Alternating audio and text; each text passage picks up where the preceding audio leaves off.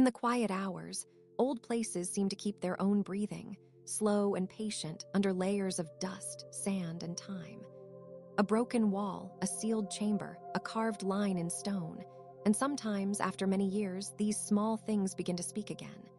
Tonight we can listen gently to a handful of ancient mysteries that only recently softened, just enough for us to notice. Not all answers arrive with noise. Some come like a footstep in a long hallway, or like a lantern being lifted in a dark room. A seal is read, a tablet is cleaned, a statue is turned a little in the light, and suddenly an old silence becomes a little less silent.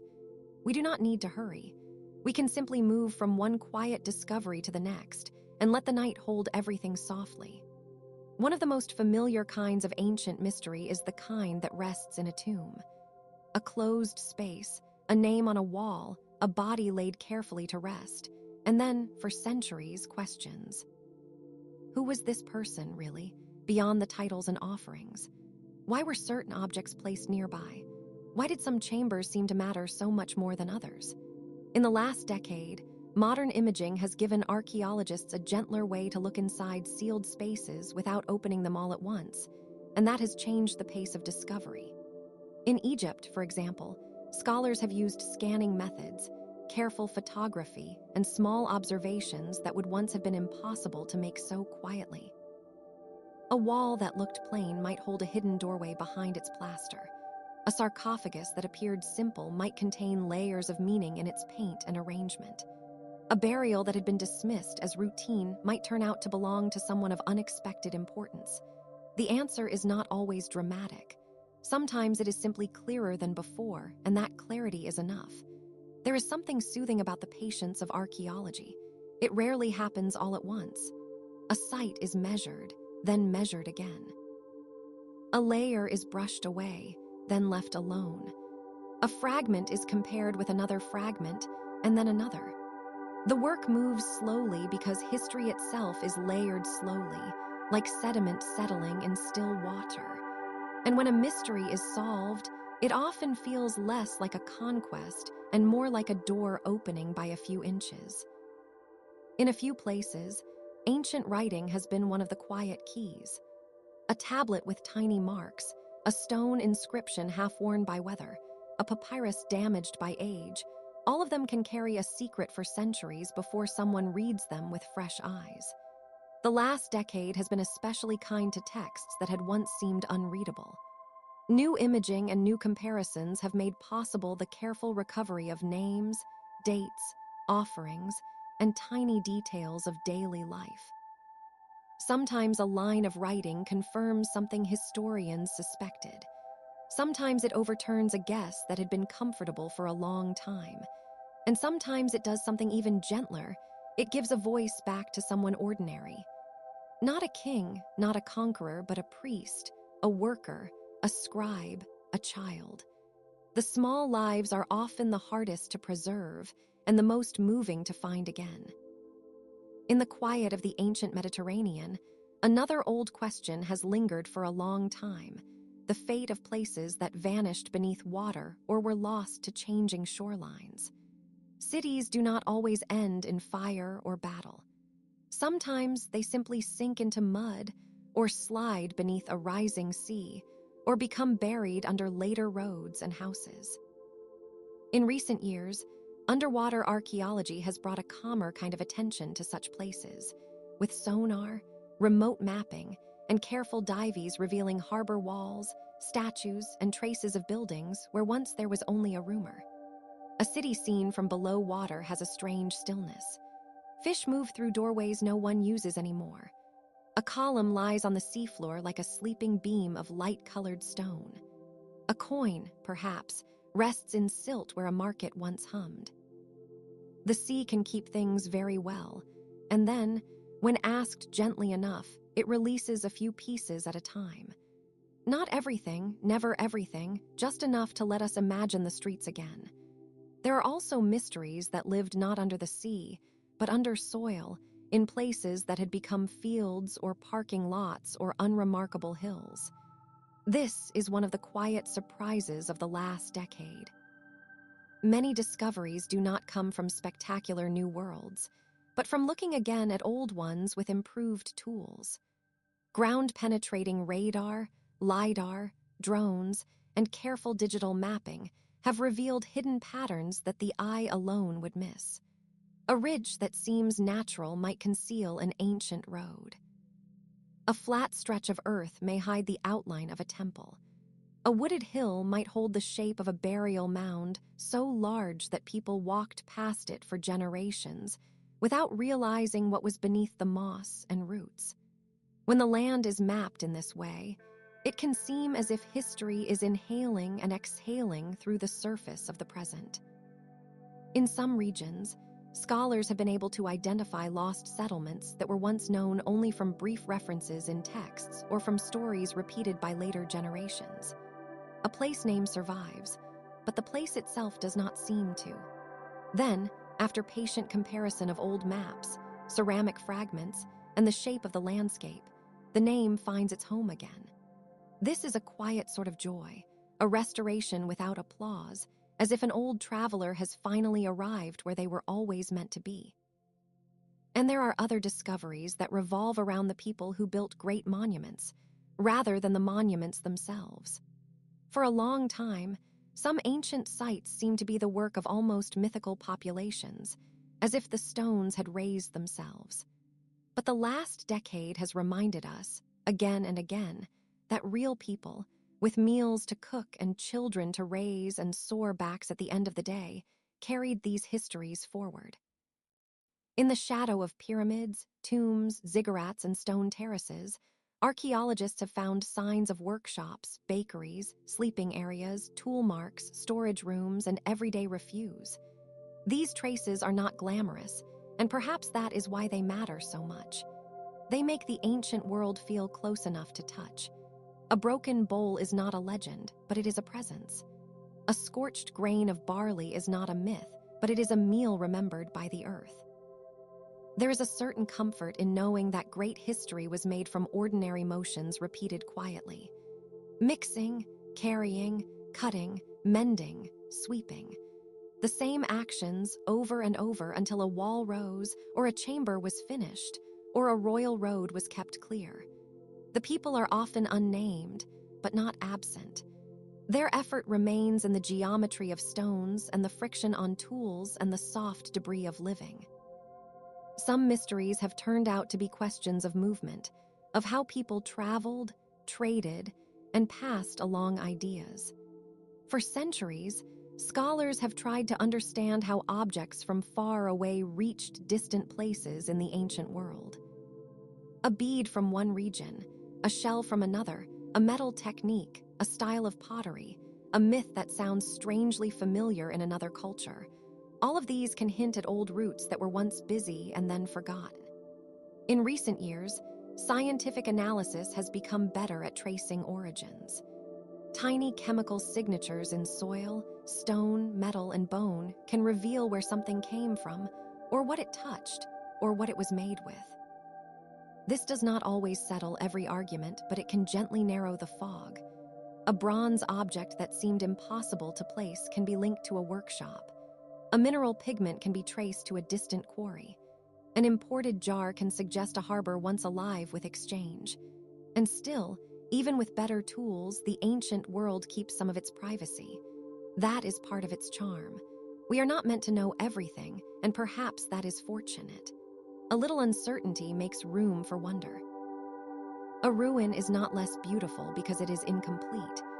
A cracked inscription is not less meaningful because a few letters are missing. In fact, the missing parts often create the softest kind of attention. There are also the mysteries that involve animals, which in ancient life were never far away. Horses, camels, cats, cattle, birds, dogs, and the many small creatures that shared homes, roads, temples, and fields with people. In the last decade, ancient DNA studies have helped answer some long, quiet questions about when animals were domesticated, how they moved with human societies, and how their lineages changed over time.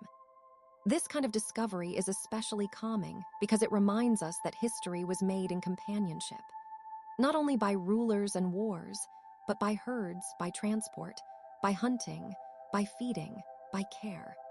A domesticated animal is a record of trust stretched across generations. A burial with animals nearby can speak of affection, ritual, labor, or all three at once.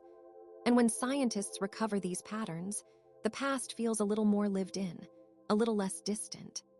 Other recent discoveries have involved lost art and the slow return of images that had faded almost entirely. A wall painting in a tomb, once blackened or hidden under grime, might show a procession, a banquet, or a figure standing with hands lifted in prayer. A sculpture long considered damaged beyond reading might reveal a face, a hairstyle, a symbol, or a small repair made by ancient hands. That repair, too, is a form of history. It says that the object was valued enough to save. Sometimes the most touching thing in an excavation is not the original object, but the trace of care around it. A mended pot, a patched floor, a reused stone, a piece of jewelry repaired and worn again. These are the details that make a civilization feel less like a chapter in a textbook and more like a living room at the edge of time. Someone wanted to keep going. Someone tried to preserve what could be preserved. Even in places shaped by empire, the newest discoveries often return us to the local and the intimate. A neighborhood beneath a modern city, a burial under a monastery, a shrine beside a road, a market corner under a later foundation. These layers do not compete with one another. They rest together, quietly. And when archaeologists uncover them, the story becomes less about a single grand era and more about continuity, about how one generation leaned on the remains of another. This is one reason ancient mysteries can feel so restful to listen to. They are not really about shock. They are about patience, about time taking its own shape, about the fact that a clue can wait for thousands of years and still be useful when it is finally seen.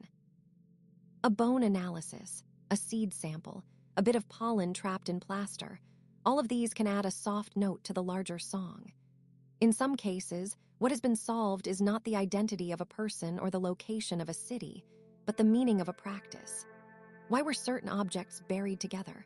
Why did people place offerings in caves, springs, marshes, or mountaintops?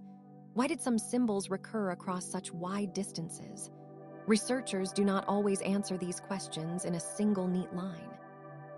More often they gather possibilities, and the possibilities settle together like birds on a wire. Perhaps the safest thing to say is that ancient people, like modern people, were trying to live near what they could not fully explain. They watched the sky. They listened for storms. They feared illness. They honored ancestors. They marked thresholds. They told stories to make the world softer around the edges. If some of their mysteries remain partly unresolved even now, that is not failure. It is part of their depth. And yet the last decade has also shown us how much can change with a single fresh look. A museum object re-examined, a manuscript digitized, a tomb scanned, a site mapped from above, a forgotten label in an archive, a field note that had rested too long in a drawer. So much of discovery is simply attention, given kindly and at the right time. There is a particular peace in that idea. The past is not always waiting to be conquered. Sometimes it is waiting to be noticed. A weathered fragment in a crate, a pattern beneath a root, a strange overlap in two languages, a soil layer darker than the one above it. These little signals do not shout. They glow faintly. And when they are finally seen, they become part of the quiet furniture of knowledge.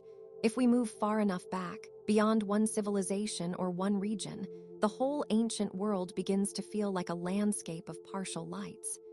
Here a city is found again. There a burial is better understood. Farther on, a trade route becomes clearer, a royal name is confirmed, a ritual object is dated, a long-standing assumption is softened. None of these moments needs to stand alone. Together, they make a gentle map of human effort. There is another comfort in this, a very old one. It is the comfort of continuity. People long ago were wondering, building, and remembering in ways not so different from us. They were trying to understand where they came from, what should be preserved, whom to honor, and how to live within a world larger than their certainty. The tools were different, but the gesture was familiar. At bedtime, that thought can rest easily in the mind. We do not have to solve every question tonight.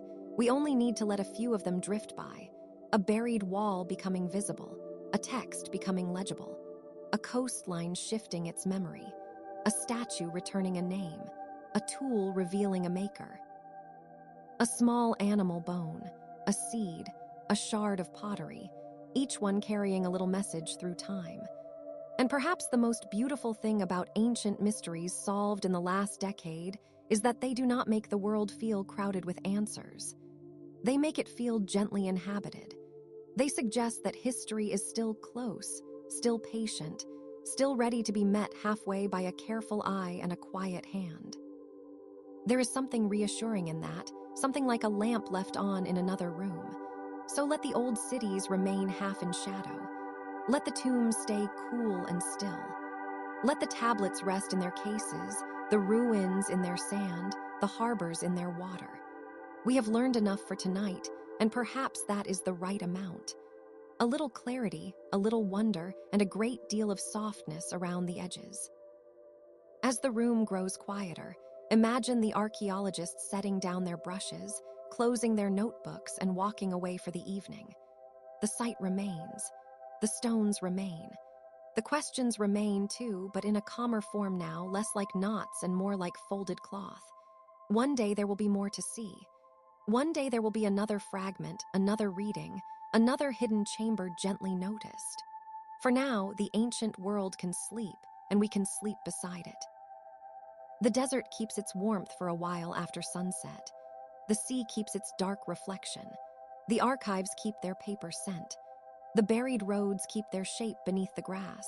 And all these quiet things continue, even as our thoughts become slower, softer, and easier to let go. So we leave the old mysteries where they are, not abandoned, only resting. The newly found clues have done their work for tonight. The rest can wait until morning, or another year, or another careful pair of hands. In the meantime, there is only the hush of the room, the steady passing of time, and the long, gentle comfort of what has survived. And perhaps that is the deepest lesson hidden in these discoveries, that survival itself is a kind of answer. Not every mystery is solved by naming it completely.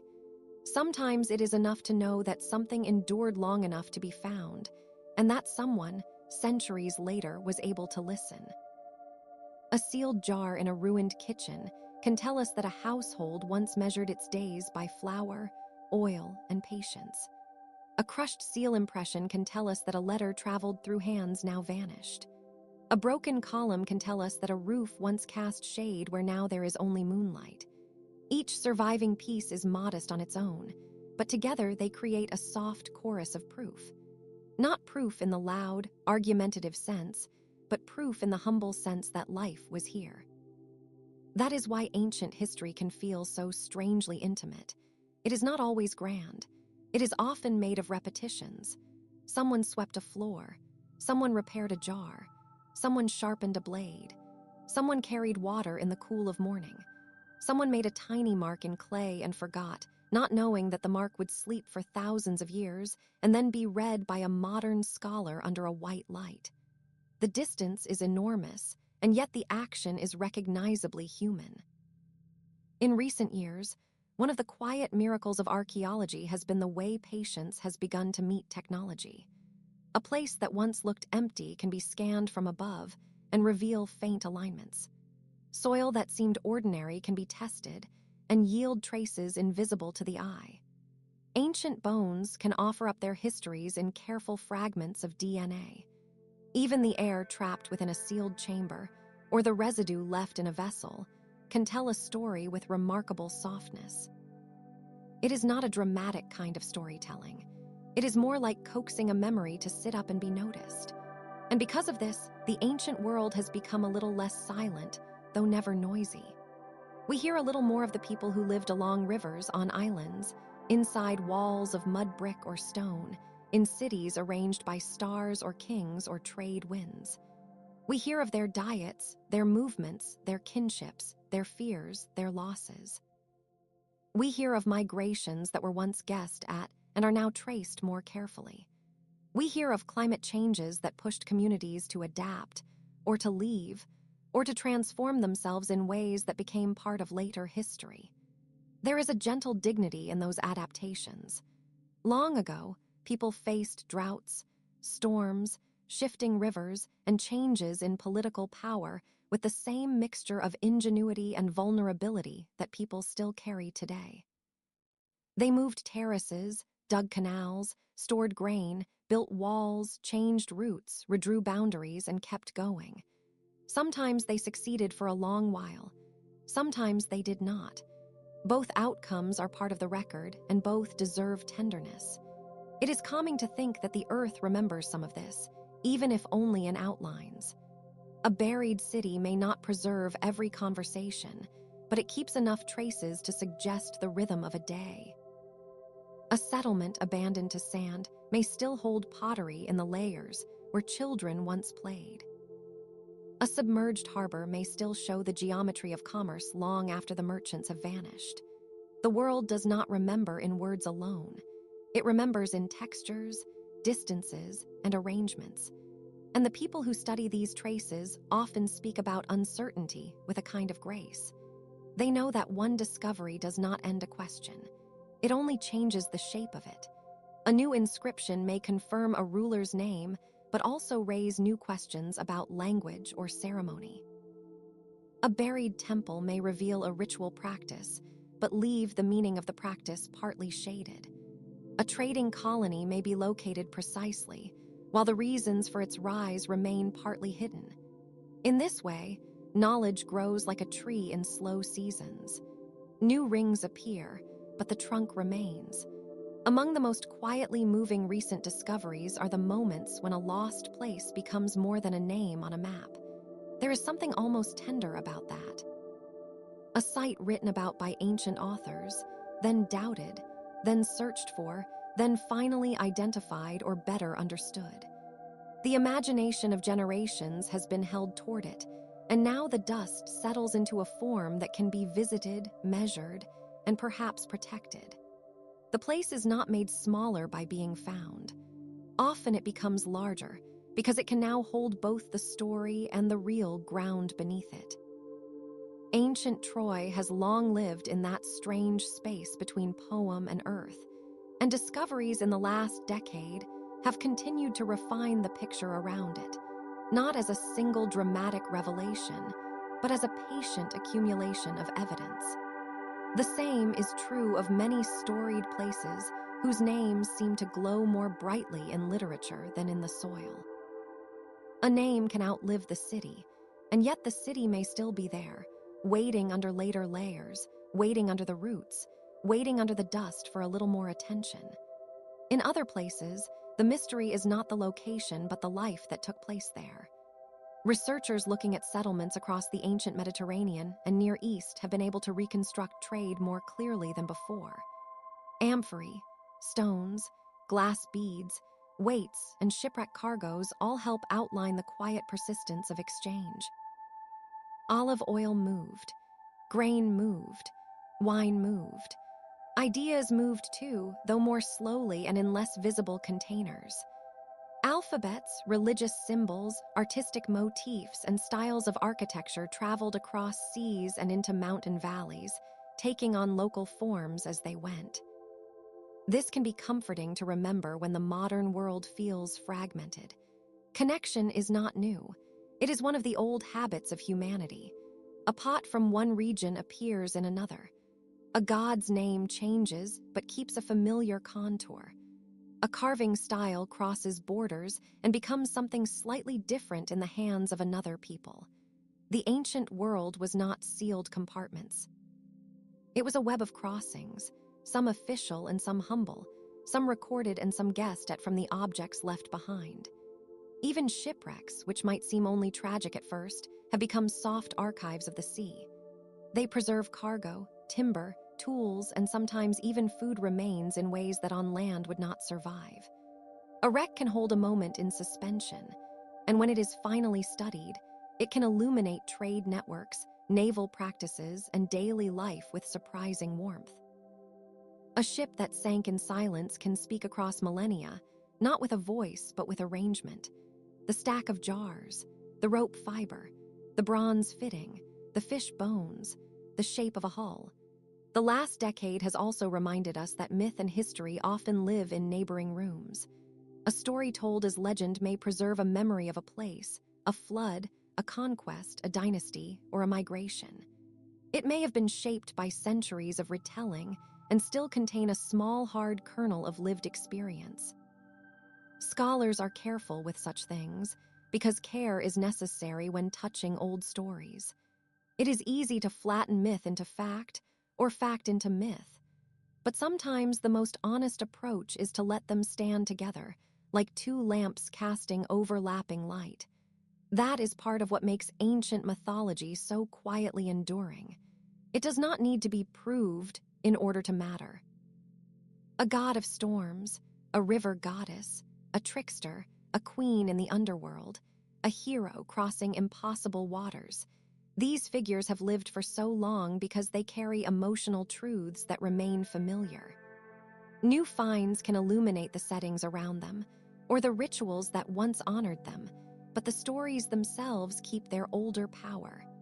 They explain not only the world as it was imagined, but the shape of human longing. In some recent cases, archaeological discoveries have clarified rituals that had only been described in texts. A sanctuary's layout may match hints in an inscription. An offering pit may reveal what was actually placed before a deity. Skeletal remains may show patterns of care, sacrifice, or ceremony. These details can be startling in the scholarly sense, yet they are also beautifully ordinary in a way. Human beings have always made space for the unseen. They have lit lamps, washed hands, carried incense, laid down food, recited names, and asked for protection from what they could not control. There is a quiet grace in the physicality of those acts. Ritual is often made of simple things repeated with attention. Water poured slowly, a threshold crossed, a cloth folded, a promise spoken. The objects found by archaeologists often preserve this attentiveness more faithfully than the words do. A bowl worn thin in one place, a charm with polished edges, a sequence of steps on a temple floor, a layer of ash from repeated fires. These are small, almost sleepy details, but they accumulate into an atmosphere.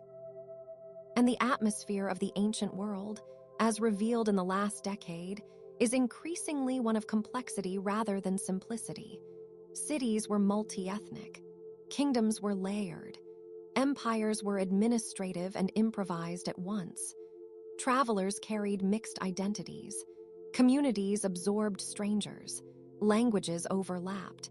Local customs persisted under larger political forms. When a new inscription is translated or a cemetery is re-examined, the result is often a softer picture than the old one. Not blurrier, but more human. That softness is especially visible in the study of burials. Graves are among the most intimate places archaeologists encounter. A body positioned with care, a handful of beads, a bronze knife, a ceramic vessel, a shell pendant, a trace of pigment, a stone placed at the head or the feet. These things cannot tell the whole story, but they can suggest affection, status, ritual, or memory. In some cases, they also show how communities understood age, kinship, and the passage between life and death. The stillness of a burial can be a profound kind of information. In the past decade, some burial studies have changed how scholars think about movement and identity. Genetic analysis, when used carefully and in context, has shown that ancient populations were often more mixed than earlier models allowed. Migration was not an exceptional event, but a recurring feature of human history. Families moved, traders settled, conquests displaced, marriages crossed boundaries, languages changed with communities, and communities changed with the land. It becomes harder, then, to imagine ancient peoples as fixed in place. They were as mobile, in their own way, as many of us are now, though with longer journeys and fewer maps. There is reassurance in that continuity of restlessness. To move, to adapt, to remember, to blend, to endure, these are ancient human verbs. They appear again and again in the record, sometimes plainly, sometimes in fragments. The pottery in a different style. The burial custom borrowed and changed. The household layout adjusted to a new climate. The imported bead in a local grave. The foreign word adopted into a native language. A civilization is not a sealed vessel. It is more like a garden with many seeds carried in by wind, water, and the folds of human clothing. And then there are the places that recent research has helped us imagine more fully without fully exposing them. Desert roads in Arabia, for example, have been traced through inscriptions, rock art, and landscape survey, revealing how people once moved through what might have seemed empty. The ancient deserts were never empty. They were pathways, territories, watering points, and memory lines. Travelers knew the stars, the wells, the distances between shade and shade. A camel's step, a guide's familiarity, a scratched message on stone. These were part of the infrastructure of survival. Such knowledge can feel almost like a lullaby when considered at the right pace. The sky above a caravan was wide and dark. The earth beneath it was often hard and warm. The route was long, but not unknowable. People found ways through. They always have. And each trace left in the landscape now helps us see that persistence more clearly. In the Americas, too, the last decade has brought a gentler and more nuanced view of ancient achievement. Forested regions once assumed to be sparsely populated have yielded evidence of cities, roads, engineered landscapes, and sustained habitation. In some places, LiDAR and other survey methods have shown that what looked like wildness from the ground was in fact shaped by human hands for centuries. Terraces, causeways, reservoirs, platforms, and agricultural patterns emerge through the canopy like memories coming into focus. The people there were not merely surviving in nature. They were working with it, arranging it, and living within it as part of a carefully built world. That realization is quietly beautiful. It reminds us that many ancient societies were not only reactive, they were creative at large scales. They knew their landscapes intimately. They understood water, soil, season, and slope. They learned where crops would grow, where floodwaters would settle, where a road could remain dry, where a city could breathe. Their engineering was often elegant, not because it was decorative, but because it was attentive. It answered the needs of place. In the Old World, similar attention can be seen in the remains of irrigation systems, stepped fields, and planned urban grids. The city is one of humanity's oldest experiments in shared life. And in the last decade, more and more cities once considered lost or only partly understood have yielded new structures, new layouts, new dates. Walls emerge from the earth in long, straight lines. Courtyards reveal ovens. Workshops reveal slag and bead debris. Storehouses reveal quantifiable abundance.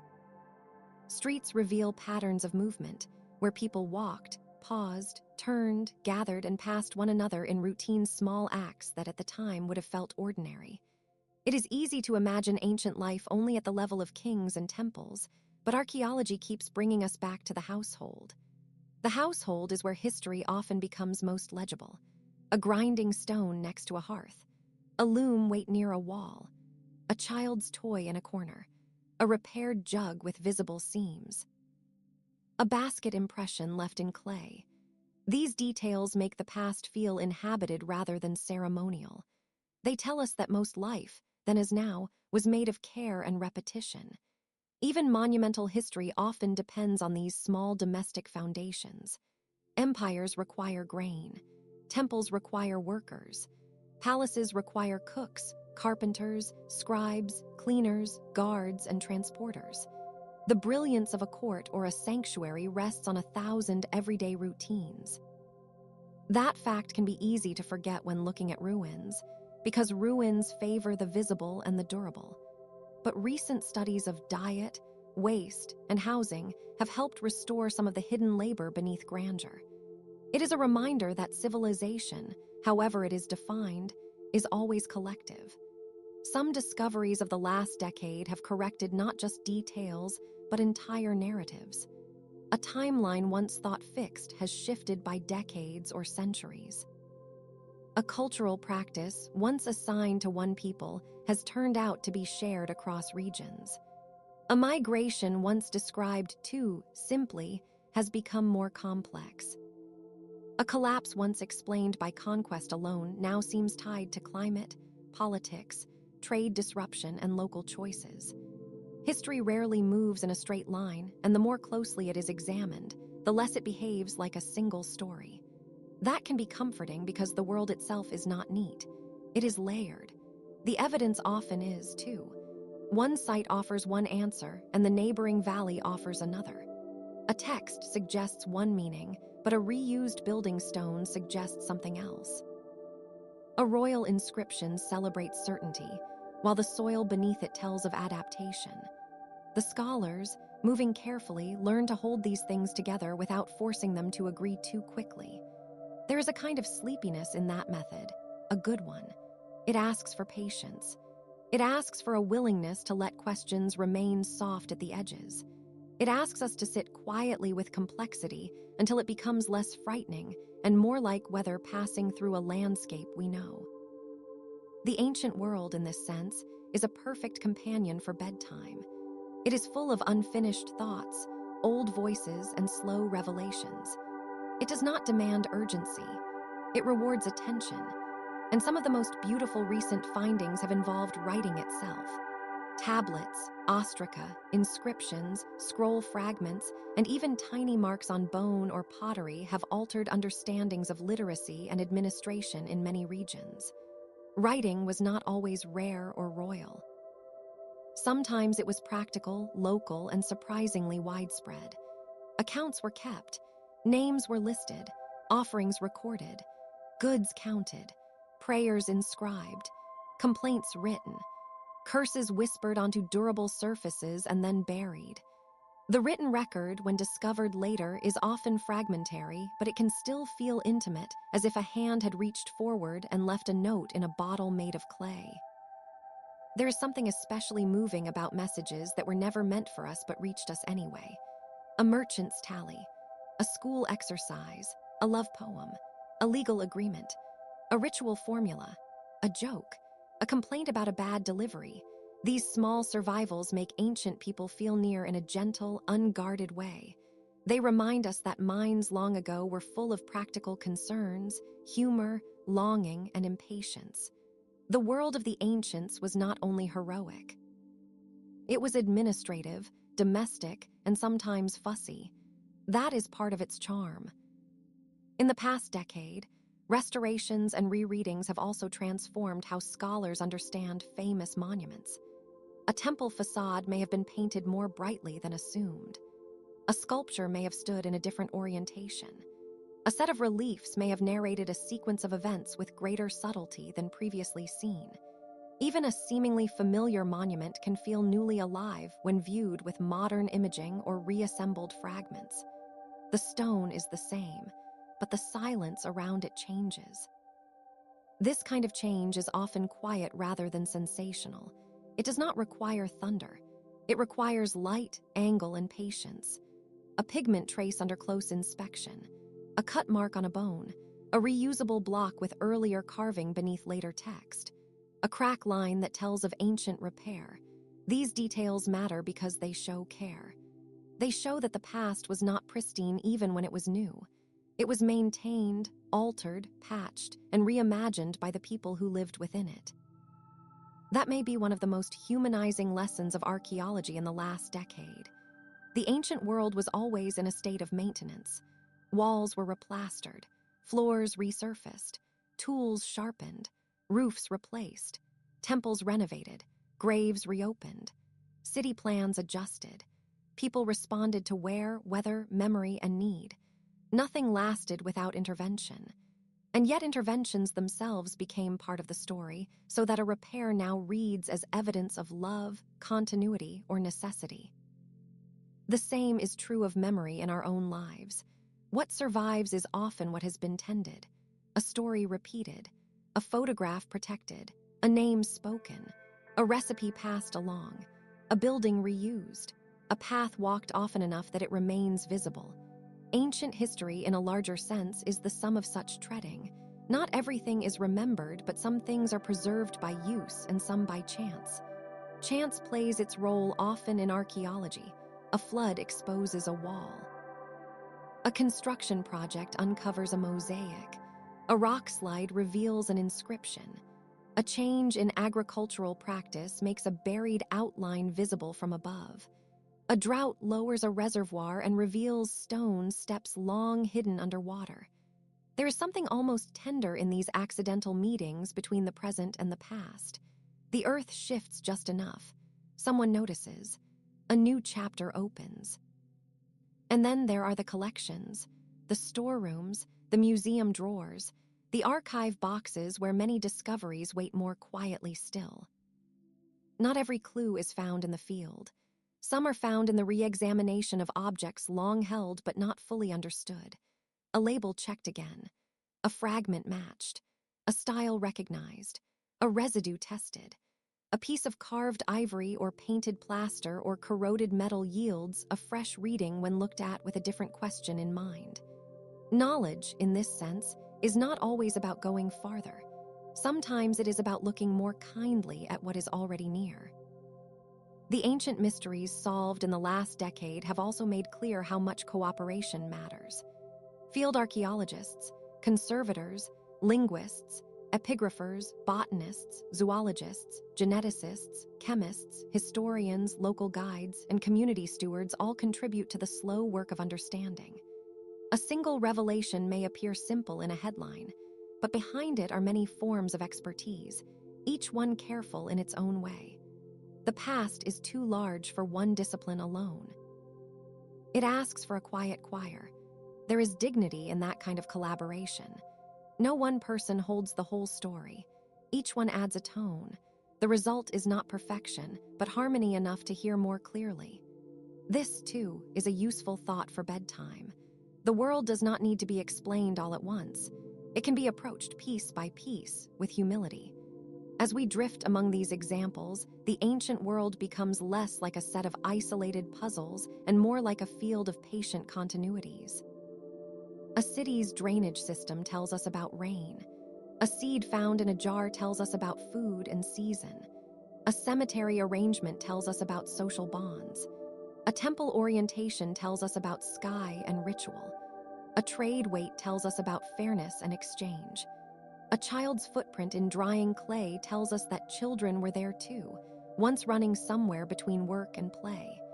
Even without dramatic conclusions, the cumulative effect is profound.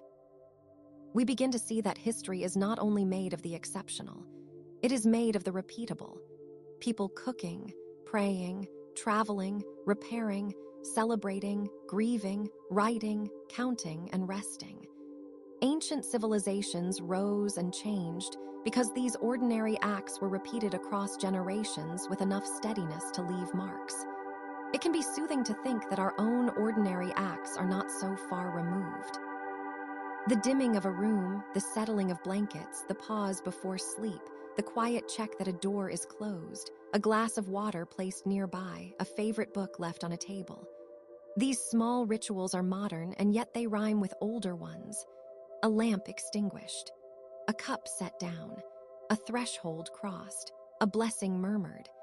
Human beings have always made little preparations for the vulnerable hours of night, and night itself is one of the oldest witnesses. It has watched empires rise and crumble, stars used for navigation, walls built against invaders, fires lit in hearths, watchmen waiting on ramparts, priests tending sacred flames, sailors scanning horizons, farmers lying down exhausted after harvest. The darkness that surrounds our beds is the same broad darkness that stretched over ancient deserts, ports, plains, and palaces. It has held every era equally, softly, without choosing sides. Perhaps that is why ancient mysteries can be so calming when they are approached gently. They remind us that time is immense, but not hostile. Most of what happened is already beyond our reach, yet enough remains to be understood. Enough survives to keep us company. Enough pieces have been found to tell us that human beings were here, making meaning as best they could, under the same sky that now watches over us. So we let the old questions remain open in a peaceful way. Which language was spoken in that now quiet valley? Which star guided that voyage? Which ceremony was performed at that stone platform? Which family lived in the house whose outline still sleeps beneath the field? Which name belonged to the woman whose seal was recently identified, or to the ruler whose inscription was finally read, or to the child whose toy was found beside a wall? These questions do not need to be answered tonight. They may continue to breathe in the background while we rest. The last decade has given us many such answers, and perhaps just as many better questions. It has shown us that forgotten places can reappear, that old assumptions can be softened, that myths can be compared with matter, and that silence is often only temporary. It has taught us that the world is more layered than it looks from a distance. And in those layers, there is room for both mystery and understanding. So if sleep is coming now, let it come slowly. Let it arrive like dust settling after a long day in a museum storeroom, like evening cool spreading over stones, like water calming after a boat has passed. Let the ancient cities fade gently back into their landscapes. Let the tablets lie down in their drawers. Let the texts close their long, patient eyes. Let the sea keep its secrets a little longer. Let the desert keep its footprints until morning. Let the buried roads remain under grass, and the restored names remain warm in thought. We have walked among lost clues and newly found truths, and now we can set them down with care. There is no need to hold every fragment at once. The mind can rest. The past can rest. And in the quiet after all this noticing, there is a simple, enduring comfort. What was hidden can sometimes be found. What was nearly forgotten can sometimes be remembered. And what was once only a trace can become, for a little while, a lamp. And after the lamp, there is often a little glow left in the room, a softness that lingers even when the flame is gone. Ancient history can feel like that too. Not bright in a noisy way, not demanding immediate attention, but steady, patient, and warm enough to guide the imagination without disturbing it. A newly translated line on a tablet, a carefully cleaned coin, a faint footprint in dried clay, a color preserved in a folded cloth. These are not loud discoveries. They do not rush. They simply arrive, and then they stay with us. In the last decade, so many of the oldest questions have been approached with such quiet tools. Lasers can map a buried landscape without lifting a shovel. Chemical traces can identify what once filled a vessel. Tiny fragments of pigment can show that a statue or wall was once painted with colors now nearly vanished. Ancient DNA can connect people across time in ways that would have seemed impossible only a generation ago. And all of this can happen without breaking the calm surface of a place that has waited centuries to speak. There is something especially restful about that kind of knowledge. It does not erase the mystery completely. It only changes the shape of it. We no longer see a blank space where once there was darkness, but a softly outlined room with a few objects visible in lamplight. The edges remain shadowed. The floor still stretches beyond the visible corners. Yet the room is more knowable than before, and that quiet knowledge is enough. Some of the most moving discoveries of recent years have come from places that were already famous, already studied, already beloved. Even there, the earth still held surprises. In Pompeii, where ash preserved streets and walls with astonishing care, investigators have continued to uncover new details about daily life. A snack bar with painted counters. A small room with traces of furniture. Thermopolium jars that once held food and drink. Carbonized loaves of bread, still round and marked with the touch of a baker's tool. The city is well known, and yet it continues to feel intimate, as if each careful excavation brings us a little closer to the rhythm of an ordinary morning there, the kind where someone wakes, stretches, prepares a meal, and steps out into the day without knowing that history will one day freeze the gesture. Pompeii is often remembered for catastrophe, but the discoveries there also preserve routine. In the remains of a household, one can see painted shrines, cooking vessels, lamps, and garden spaces. There are signs of work and meals and storage and repairs. Even in a city trapped in a single terrible moment, life is not only tragedy. It is arrangement, habit, and domestic order. That is a comforting thought before sleep. The world is made mostly of repetition. History is often built not by dramatic days, but by thousands of smaller, unrecorded ones. Something similar can be felt in the long-running work at Saddle-Huruk, one of the great Neolithic settlements of Anatolia, where houses were entered from the roof and walls were replastered again and again. There are no broad streets there, only close human spaces, shared courtyards, ovens, wall paintings, animal bones, and traces of ritual. Recent studies have continued to refine our understanding of how those early people lived together. They were farmers, yes, but also artists of routine. They made homes, mended walls, prepared grain, buried their dead beneath floors, and painted symbols that still invite gentle interpretation. One can almost imagine the quiet of those rooms at dusk, the low crackle of a fire, the smell of earth and grain, the children close by, the day settling into its older forms. And then there are the places where discovery has not only added detail, but changed the story itself. For centuries, many ancient histories were told with large gaps, and some of those gaps were filled with assumptions that seemed reasonable at the time. In the last decade, more evidence has asked us to be humble. The human past is less tidy than older books often suggested. It contains contacts, migrations, exchanges, surprises. Peoples who once seemed isolated were linked by movement and trade. Ideas traveled farther than expected. Technologies appear, vanish, and reappear in altered forms. Ancient worlds were not static at all.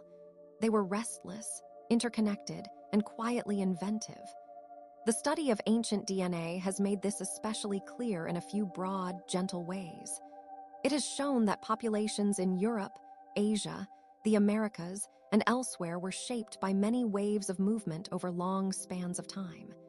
In some cases, people who had been thought to be from a single lineage turned out to carry many layers of ancestry. In other cases, groups once imagined as distinct were found to have shared deep connections. These findings do not make the past more complicated for the sake of complication. They make it more human. Families move, communities blend, languages meet, customs adjust. The old world, like the new, was full of crossings. A calm example can be found in the study of the Bronze Age. For a long time, certain migrations into Europe were discussed mainly as broad theories. Now, DNA from burial sites has given those movements a quieter, more intimate shape. We can see that people carried not only genes, but also burial customs, ornaments, tools, and ways of living across wide distances. A bead in one place may resemble a bead far away. A burial posture may echo a practice from another region. A pot shape may travel along with merchants or marriages or wandering families. Nothing moves alone. Objects and people often keep company. It is a strange and lovely thing to realize that the ancient world was not a museum with sealed cases, but a living network of exchanges. Salt, copper, obsidian, wool, incense, shell, grain, papyrus, and glass all wandered from hand to hand. So did songs, stories, and beliefs. A tale told beside one fire might take a new shape beside another fire several weeks' journey away. The gods of one region might borrow features from neighboring gods. A symbol carved into a temple wall might echo something older than the temple itself. In the last decade, scholars have become more attentive to these subtle inheritances. They are not always visible at first glance. Sometimes they hide in repetition, in resemblance, in a familiar pattern that turns out to have a very long memory. One of the gentlest examples of this kind of memory can be seen in archaeology that pays attention to tiny, almost forgettable remains: charcoal flecks, seeds, fish bones, dental plaque, soil chemistry. These minor traces may seem too small to matter, but they can reveal what people ate, how they farmed, what seasons they worked in, and how they cared for the spaces around them. A handful of charred grains can suggest a harvest failure or a trade route. A pollen sample can show the spread of an orchard. A residue inside a jar can suggest olive oil, wine, resin, or fermented drink. Suddenly, an ancient room is not empty. It is full of use. And because the smallest things tell the largest stories, some of the discoveries of recent years have been almost delicate in their approach. At an archaeological site in a warm, dry climate, a seal impression can still hold the fingerprint of a person who lived thousands of years ago. In a sealed tomb, a textile can retain its weave, its dye, its edge. In a collapsed structure, a clay figurine can survive broken but recognizable, with a posture that seems almost thoughtful. Such objects often belong to everyday life rather than ceremonial grandeur, and that is part of their quiet power. They remind us that the ancient world was not only palaces and wars, but also cups, combs, baskets, shoes, sleeping mats, and the many small objects that make a life habitable. The story of ancient Egypt has also been enriched in recent years by discoveries that feel both grand and tender. Hidden chambers have been debated and explored. Tomb paintings have been examined with improved imaging. Lost cemeteries have been mapped. Ship burials, animal mummies, and fragments of papyrus have continued to reveal the careful balance between religion, bureaucracy, and daily life. Egypt is often associated with monumental scale, with pyramids and colossi and long processional avenues. Yet the recent work reminds us that even in the land of monumental stone, small things matter deeply. A bead sewn into a garment, a note written by a scribe, a cosmetic jar, a bread loaf, a tiny amulet placed with care beside the dead. Civilization is often held together by objects no larger than a hand. One of the most enduring fascinations in Egypt has long been the question of hidden tombs. And while some mysteries remain, the last decade has occasionally brought a gentle revelation, like a curtain lifted just enough to let in more daylight. The discovery of intact or nearly intact burial chambers is always thrilling, but what matters most for understanding is not the drama of entry. It is the patient cataloging afterward. Every jar, every inscription, every arrangement of items has a place in the story. The dead were not buried carelessly. They were accompanied, prepared, provided for. The care itself speaks across time. Elsewhere, the ancient Near East has continued to offer remarkable recovered voices. Tablets from Mesopotamia still emerge from collections, storerooms, and excavations, sometimes misfiled, sometimes broken, sometimes waiting for a new reading.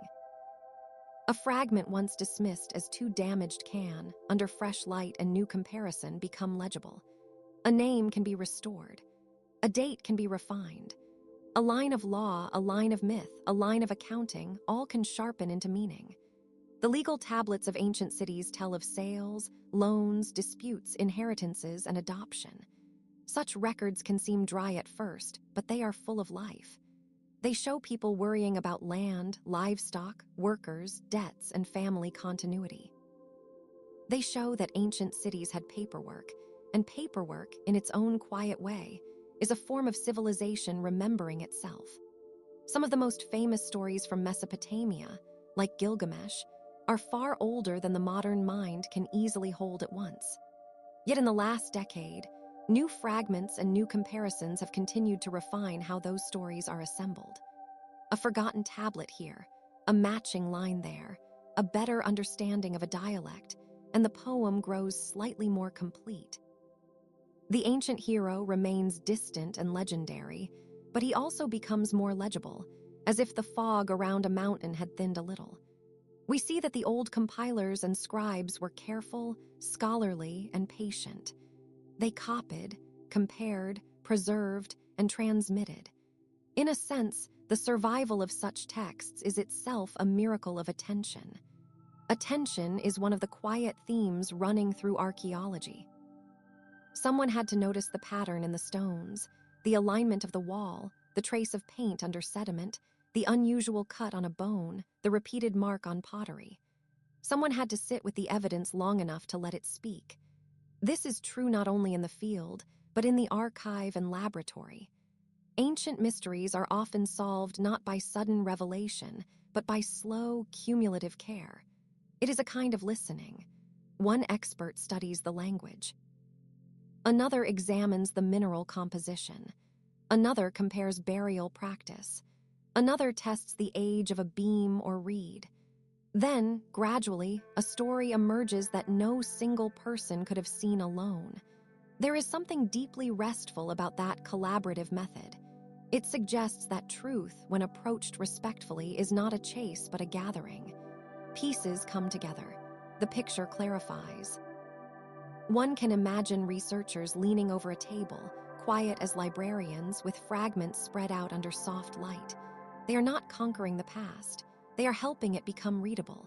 That is a very different mood from the loudness of legend. And yet the results can still be wonderful. A buried town becomes visible. A trade route is confirmed. A forgotten queen is named. A ritual is understood more clearly. A wall painting regains its place in a religious calendar. A myth is seen to have traveled farther than expected. In the Mediterranean, recent underwater archaeology has been especially evocative. The sea keeps what it takes, but it also yields things slowly, with patience. A shipwreck can preserve amphorae, anchors, timber, cargo, and even the shape of a vessel's journey. Some wrecks are ancient enough to speak of trade in wine or oil or ceramic goods. Others reveal the engineering of ships that once crossed open water with confidence.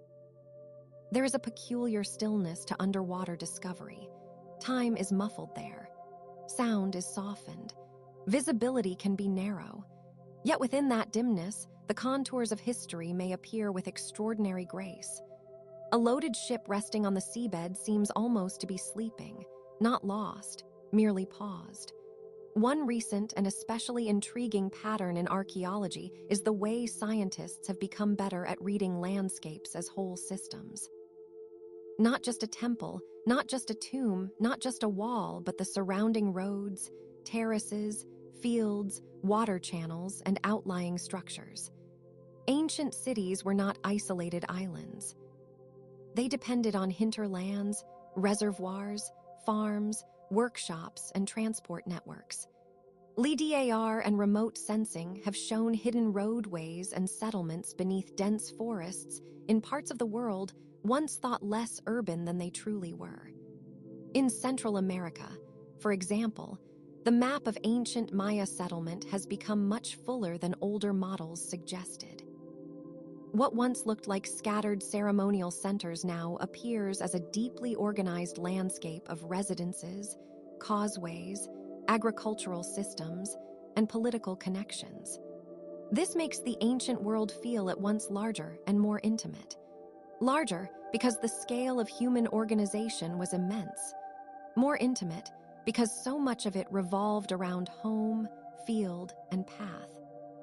A person walking to a market, carrying maize or pottery or textiles, was participating in a network much bigger than a village, and yet the step itself was small, ordinary human. We can rest with that thought. The great systems of history are made from many modest movements. A hand placing a seed in soil, a foot following a known trail, a family returning to the same house at dusk, a mason setting one stone beside another. The Maya world has given researchers many such quiet moments recently. LIDAR has exposed terraces and structures hidden under forest cover. New readings of inscriptions have refined dynastic sequences. Ceramics and environmental data have deepened understanding of drought, adaptation, and resilience. The old image of the Maya as a civilization of isolated ceremonial cities has given way to something more nuanced and more beautiful. Dense populations, managed landscapes, and long-distance exchanges all played a part. the cities were not alone in the jungle. They were part of living regions. Even their apparent abandonment in some areas now seems less like a clean ending and more like a shift, a dispersal, a transformation of the human pattern rather than its disappearance. The same can be said in different ways of many ancient societies. They do not vanish neatly. They change. Their languages persist in descendants. Their gods are remembered under altered names. Their building styles become foundations for later structures. Their tools are replaced, but their logic survives. A city may fall, but a road remains. A kingdom may dissolve, but its boundary markers still shape later maps. A myth may be retold in another tongue. A calendar may outlive the empire that used it. This long continuity is perhaps one of the most soothing truths in historical study. The past is not gone in an absolute sense. It is folded into what came after. Of course, some of the most delicate recent discoveries have involved not grand systems but individual people. A single burial, carefully studied, can reveal age, diet, health, origin, trauma, and burial custom. A skull can show signs of healing. Teeth can show childhood nutrition. Bones can show labor. Isotopes can suggest where someone lived or traveled. An inscription on a tomb can restore a name that had been lost. A strand of hair, if preserved under the right conditions, can sometimes contribute to a broader story of identity and movement. These are not sensational details. They are human ones. A person lived, worked, grew old, perhaps crossed a border, perhaps prayed, perhaps worried, perhaps was loved.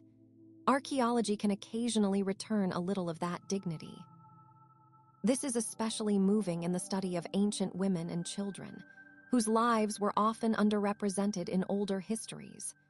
Recent research has increasingly paid attention to domestic spaces, burial contexts, craft production, and objects associated with care, weaving, child-rearing, food preparation, and ritual. In many places, it becomes clearer that women were not peripheral to ancient economies or spiritual life. They were central to households, religious practice, textile production, inheritance, and sometimes power itself. Children, too, leave traces that reveal play, training, and affection. Tiny sandals, toys, miniature vessels, scratched drawings, and burial arrangements all help restore the softness of family life in long-ago settings. Such details can feel especially gentle at bedtime because they remind us that history was lived in homes, not only in courts. And home is a word that appears in many ancient languages with a warmth that still reaches us.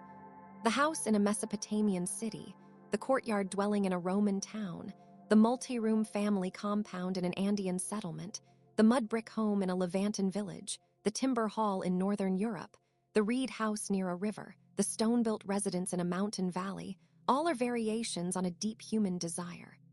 Shelter, storage, a place for food, sleep, and belonging. Recent discoveries continue to show how carefully ancient people arranged these spaces. Hearths placed for warmth and light, benches built along walls, courtyards used for work and conversation, thresholds marked for blessing or protection. Even the orientation of a doorway can reveal beliefs about wind, sun, or sacred direction. Sometimes the most surprising ancient mysteries are hidden not in remote ruins, but in familiar texts. The last decade has seen renewed analysis of classical authors, biblical manuscripts, medieval copies of older works, and inscriptions that were once hard to read. New imaging techniques can reveal erased text beneath later writing. Palimpsests, those reused pages scraped and written over, have yielded lost works and forgotten commentary. It is a quiet kind of resurrection. A line of thought that someone had almost obliterated becomes visible again. The page remembers more than it was supposed to keep. This is true of manuscripts from many traditions: a treatise on medicine, a poem copied by a monk, a legal code written in a careful hand, a hymn, a prayer, a list of stars, a recipe. Even a school exercise can be revealing. The recent decades have shown that archives are not static.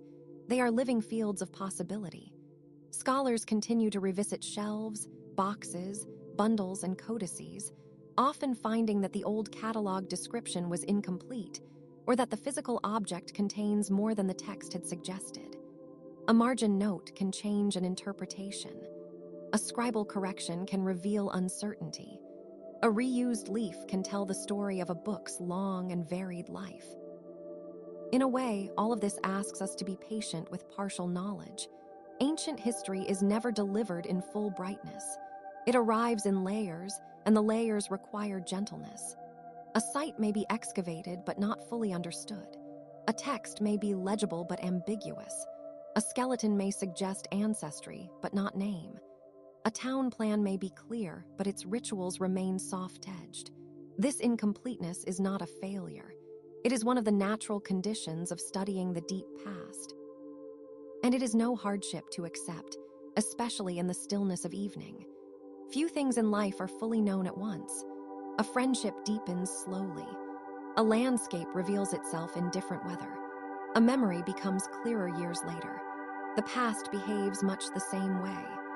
One of the lovely consequences of recent archaeology is that it often restores ordinary texture to civilizations that used to be thought of only through monumental art or conquest. Ancient Rome, for example, is no longer just emperors, forums, and legions. It is also bakeries, tenement blocks, graffiti, street food, taverns, gardens, and drainage systems. Excavations and analyses in the last decade have continued to fill in the lives of non-elite residents, slaves, laborers, shopkeepers, and children. The empire appears less like a marble image and more like a living city of smoke, noise, smell, and labor. That may sound less grand, but it is more human and often more beautiful. The same is true of ancient Greece, where new study of sanctuaries, shipwrecks, inscriptions, and household material has continued to nuance older stories about gods, citizenship, and trade. We are reminded that the world of temples and epics also included pottery production, farming cycles, local cults, and the modest household rituals that framed daily life. A small offering left at a shrine, a figurine placed near a bed, a note scratched on a pot, a familiar tale repeated in the evening. Myth and mundane life were not separate spheres. They often sat side by side, as close as lamp and wall. And mythology itself has been one of the gentlest bridges between ancient people and modern readers. Myth does not always tell us what happened, but it tells us what mattered.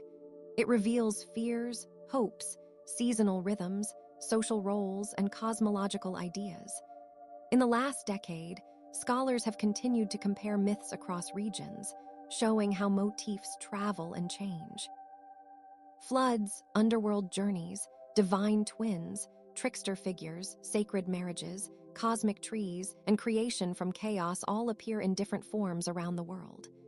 These are not proof that every story is the same. They are proof that human beings under different skies were asking similar questions about loss, order, fertility, mortality, and renewal. It can be comforting to dwell on that resemblance before sleep. We are not the first to wonder what lies beyond the visible. We are not the first to listen for meaning in thunder, in birds, in the movement of planets, in the turning of seasons. Ancient observers tracked the moon, the sun, and stars with remarkable care. Some used stone alignments, others written tables, others oral tradition. New studies have continued to shed light on these practices, showing that astronomy was not merely a technical skill. It was often woven into ritual, agriculture, navigation, and kingship. Watching the sky was a way of staying in relationship with time. And time, though vast, is not always harsh. It can be kind to what is buried. Seeds can remain viable in the right conditions. Wooden structures can survive in waterlogged soils. Ice can preserve bodies and tools. Desert dryness can hold fibers and dyes. Volcanic ash can seal a street or home. Peat can shelter organic remains. Cave systems can protect paintings and bones. The earth is not only a destroyer, it is also an archivist. It covers, but sometimes it also keeps. This is why so many ancient mysteries solved in the last decade have depended on places that were naturally protective. Frozen mountain passes, dry caves, salt mines, sealed tombs, deep lakes, arid valleys, low-oxygen bogs. Such environments allow the fragile things of life to endure. A wooden comb, a woven basket, a piece of bread, a leather shoe, a written tag tied to a bundle. These objects are humble, almost shy. Yet they can be more instructive than a monument because they show how people actually lived with the world around them. The same quiet endurance can be seen in the survival of languages. Some ancient tongues died out, but left descendants. Others survived in liturgy, ritual, or scholarship. Inscriptions continue to be deciphered. Scripts once thought indecipherable slowly yield through comparison, pattern recognition, and patient debate. The last decade has seen progress in reading some fragmentary writing systems and in reinterpreting known ones. Even when full translation is not possible, context can reveal enough to suggest trade, ownership, devotion, or genealogy. A line of names can show kinship. A formula can show law. A repeated symbol can show authority or protection.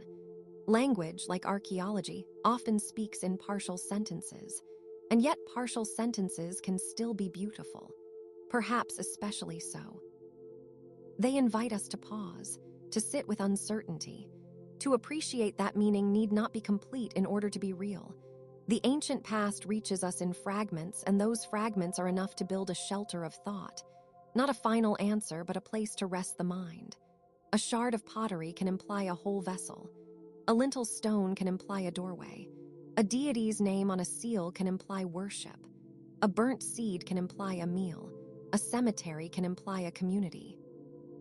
The leap from fragment to world is one of the oldest acts of scholarship, and also one of the most human acts of imagination.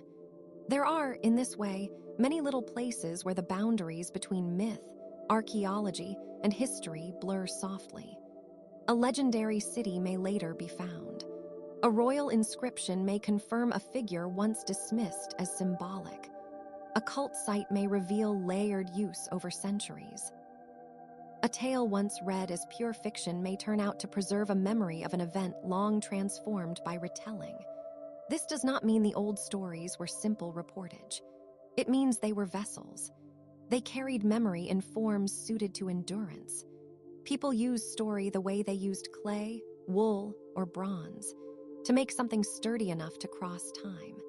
The last decade has also deepened our awareness of how much collaboration underlies our knowledge of the ancient world. No site is understood by one skill alone. Archaeologists, conservators, epigraphers, paleobotanists, geochemists, historians, artists, data specialists, and local communities all contribute. Each brings a different sort of attention. This matters because the past itself was communal. Cities were built by many hands. Texts were copied by many hands. Temples were maintained by many hands. Discovering them requires something similar. Knowledge itself becomes a shared room, entered carefully and with respect. It may be pleasant now to imagine some of those rooms. A library with clay tablets stacked in wooden crates. A tomb chamber painted with stars. A workshop where bronze tools cooled in the shade. A granary whose floor was swept each morning. A port where ropes coiled on damp boards. A palace archive where a scribe ground ink and copied a royal order. A village courtyard where a potter shaped a vessel while someone nearby ground grain. A field after harvest, with stalks cut low and the air still carrying the warmth of the sun. These scenes are not dramatic, but they are full. They remind us that the ancient world, too, had a daily weather of repetition. And repetition, in a certain sense, is what allows mysteries to be solved. A repeated motif becomes recognizable. A repeated burial posture becomes meaningful. A repeated term across tablets reveals a legal concept. A repeated pattern in pollen points to a crop. A repeated architectural choice implies tradition. The past leaves traces by not entirely changing. It leaves echoes. It is in the echo that scholars sometimes hear the outline of a long-lost practice. The human mind, patient and modest, listens for pattern. Then it notices. Then it understands a little more. Even where understanding remains incomplete, there is comfort in the effort itself. A mystery approached kindly is not an enemy. It is an invitation to slow thought. Ancient civilizations invite us to slow down because they unfolded over such long spans. Their rise and fall are not one story but many. Their belief systems evolved. Their languages shifted. Their borders moved. Their technologies changed incrementally.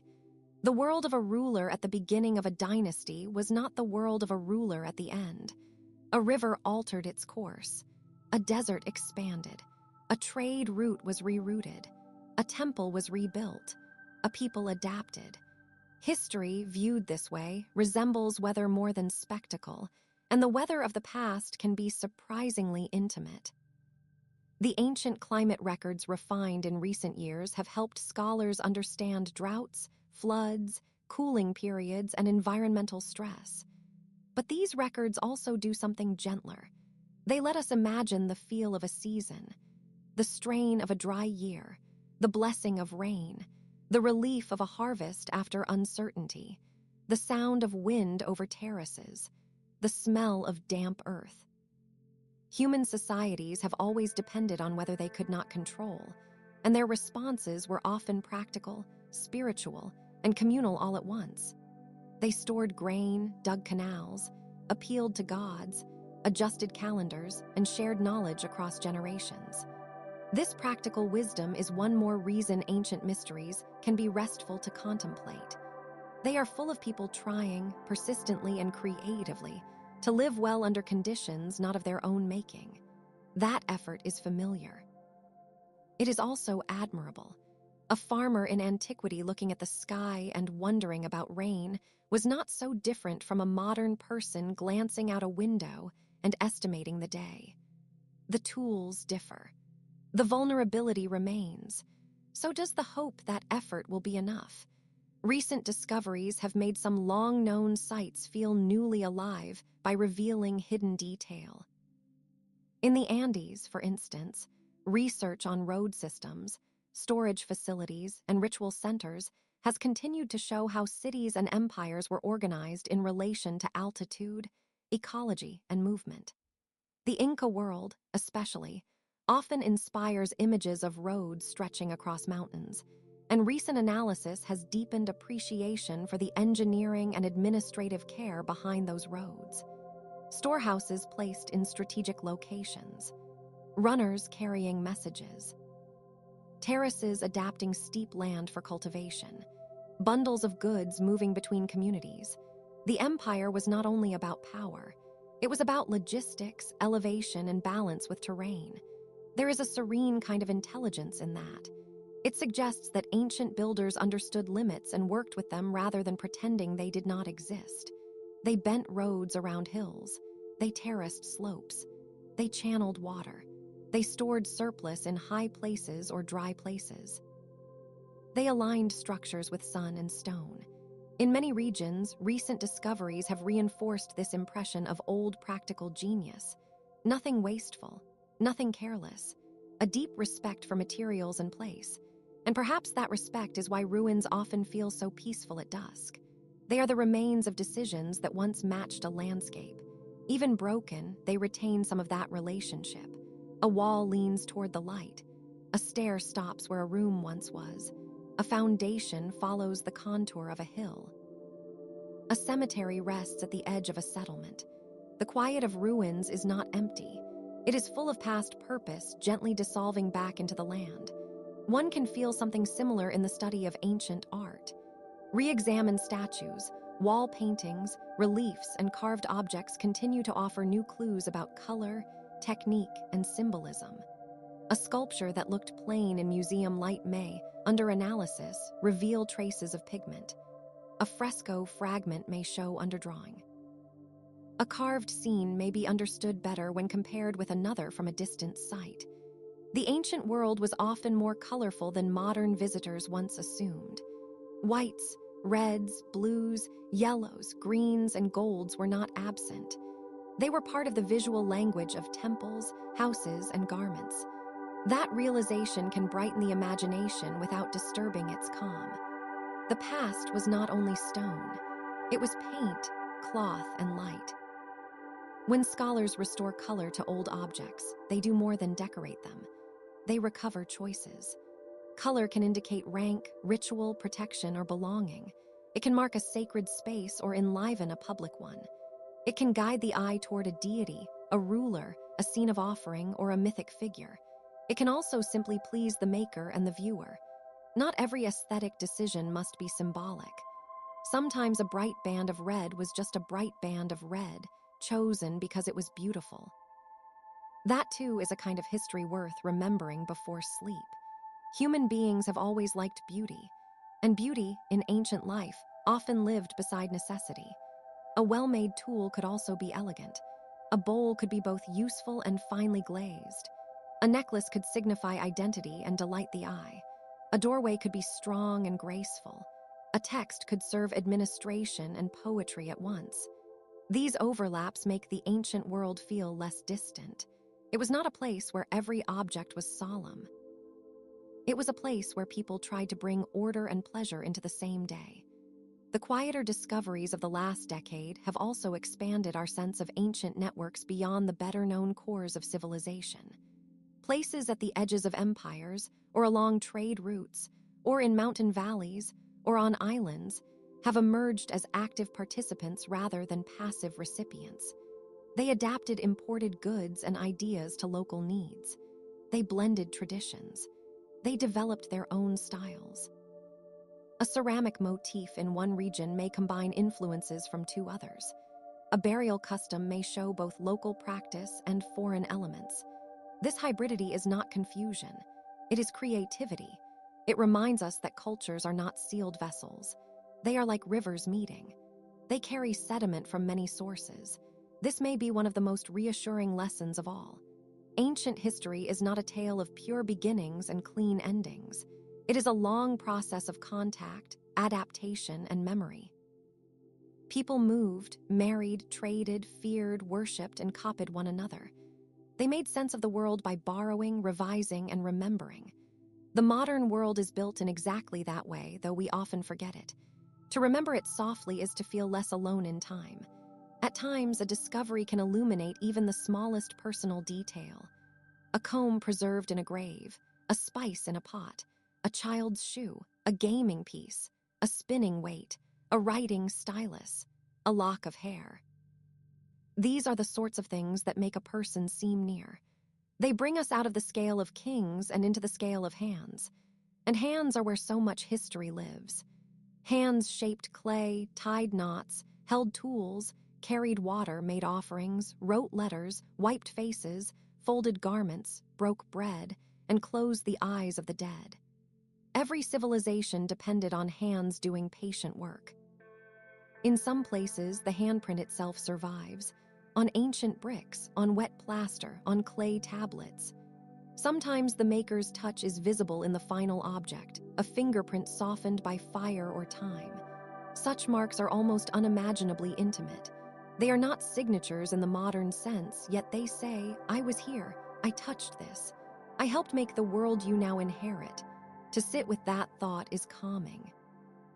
It tells us that history is not only composed of famous names, but of countless unnamed presences whose labor made continuity possible. And continuity is one of the best companions of bedtime.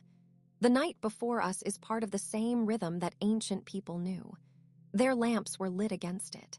Their prayers were spoken within it. Their homes settled into it. Their dreams came in it.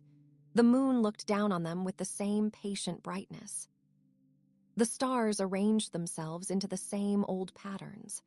Some of the constellations they watched were given names we still recognize, while others have been forgotten, though the sky remains. Perhaps that is enough. The sky does not need our memory to continue being generous. The recent decade has also seen extraordinary progress in the study of shipbuilding, navigation, and maritime exchange. Ancient harbors, once buried or submerged, are being better understood through sonar, sediment analysis, and careful excavation. Walls that held back water, ramps used for launching, keys worn by feet and rope, amphora stamps that reveal trade origins, repairs to hulls showing how ships were maintained over years of service. Such findings restore a world in motion, but a motion governed by routine. Loading, sailing, anchoring, repairing, waiting for weather, unloading. Every voyage depended on quiet disciplines that rarely make legends but always make history. The same could be said for the great roads of antiquity, whether in the Roman world, Persia, China, the Andes, or elsewhere. Roads were not merely lines on a map. They were maintained through labor, patrols, rest stops, bridges, markers, and administrative oversight. Travelers carried letters, goods, stories, disease, techniques, and news. A road is a kind of promise that distance can be crossed. It is a structure of confidence. Recent archaeological work has continued to uncover segments, way stations, and roadside settlements that show how deeply organized ancient travel could be. Even caravans moving through desert or highland were rarely improvised. They were part of systems. Systems can feel restful to contemplate because they transform chaos into passage. And yet even systems leave room for surprise. A lost city emerges. A ritual pit is found under a floor. A buried inscription names a forgotten official. A temple foundation contains earlier material reused from an even older site. The past layers itself without concern for our categories. A building may be both new and old. A text may be both original and copied. A myth may be both local and borrowed. A settlement may be both abandoned and continuously occupied in altered form. To think this way is to become comfortable with overlap, and overlap is a gentle state of mind. The last decade has also deepened understanding of ancient medicine and care. Textual studies, residue analysis, and bioarchaeology have revealed treatments, remedies, and habits of healing. Herbal mixtures, surgical practices, bone setting, dental work. The use of honey, oils, resins, and salves. Some methods were remarkably effective. Others were symbolic as much as practical. But all of them show that people long ago were attentive to pain and recovery. They did not live in an abstract world of monuments alone. They lived in bodies and they tried to care for them. This can be a tender thought to hold as sleep approaches. The ancient world was full of concern for fever, wounds, childbirth, and aging. In many places, healing was not separated from religion. Prayer and medicine, ritual and remedy went together. Gods were invoked. Amulets were worn. Incantations were spoken. Offerings were made at springs, shrines, and temples. Recent discoveries have continued to clarify how natural and supernatural explanations coexisted. This is not surprising. When one is vulnerable, one looks everywhere for help. The old world was wise enough to use multiple forms of hope. That hope can still be felt in the patience of scholars restoring damaged objects. A broken statue is cleaned and matched to another fragment. A corroded tool is conserved. A charred scroll is scanned. A faded mural is documented before it disappears further. There is a kind of devotion in that work. It says that even fragments deserve care. Even ruins deserve tenderness. Even incomplete stories deserve to be heard as far as possible. And perhaps that is why these discoveries, though they concern the ancient and often the remote, can feel strangely intimate. They are acts of care reaching backward. If we drift a little further into the old world, we may notice that many of its mysteries are not really about whether people were clever enough. They were. The mystery is usually about how they organized knowledge without modern tools, how they maintained memory without printing presses, how they moved stone, planned cities, tracked stars, and preserved ritual over such long periods. The last decade has shown repeatedly that our ancestors were not stumbling in darkness. They were observant. They were methodical. They were inventive within the limits of their time. They built on inherited practice, then improved it. That is a very human way to learn. In the same spirit, some of the most interesting recent discoveries have come from re-examining old excavations with new methods. Materials collected decades ago can yield fresh information when tested with technologies unavailable at the time. An old bone can be sequenced. An old soil sample can be scanned. An old photograph can reveal features now eroded. This makes archaeology feel a little like listening to an old voice with a newly tuned ear. The voice was always there. We are simply hearing more of it now. That idea is especially fitting for bedtime, when the mind often notices the faint things it missed during the day. And as the room grows quieter, it may be nice to imagine that the ancient world also had its own bedtime moments. Families smoothing bedding, extinguishing lamps, covering food, locking shutters, listening to insects, hearing the far-off bark of a dog or the creak of a cart settling in the street. In a palace, servants lowering the pace of movement. In a farmhouse, tools hung neatly for morning. In a temple, a sacred fire tended through the dark. In a harbor, ropes secured and sails furled. Across such different places, night would have brought the same gradual dimming, the same surrender to rest. This continuity is perhaps the most soothing discovery of all. We are not so separate from the ancient people whose traces we study. Their worlds were more varied than a single story can hold, and our own lives are more ordinary than we sometimes notice. The difference in technology is immense. The difference in feeling is smaller.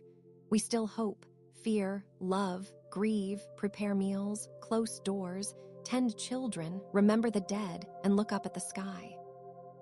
Those small constants make the past less distant and the present less lonely. So let the old mysteries continue to soften rather than sharpen. Let the solved riddles settle into the larger fabric of not yet known things. Let the archaeologists keep their careful work in daylight while we rest in the deep quiet of the night. Let the temple thresholds, the tomb chambers, the market streets, the royal archives, the farm plots, the shipwrecks, the caves, and the buried houses all remain where they are, waiting for another day of patient attention. We do not need to follow them any farther now. The mind can loosen its grip. The breath can become slower. The images can grow dimmer and simpler. A city wall becomes a line of stone. A tablet becomes a small rectangle in the dark. A constellation becomes a handful of steady points. A myth becomes a lullaby of memory. A road becomes a path through a sleeping land. A mystery becomes a soft question with no urgency attached, and that is enough. For what matters most in the end is not that every clue be solved tonight, but that the old world remain close enough to comfort us. It has sent us its fragments, and we have received them. It has let us see a little more clearly, and we have seen. It has kept some secrets, and that is all right. A secret held gently is not a refusal. It is simply a reminder that the past has its own slow breathing. So rest now, with the ancient cities folded back into the earth, the ships tucked beneath the sea, the tablets resting in their drawers, the painted walls dimmed to memory, and the long thread of human life still continuing quietly through the dark. What was lost can sometimes be found. What was buried can sometimes return. What was once uncertain can become softly known. And what is known can be set down, at last, with gratitude into sleep.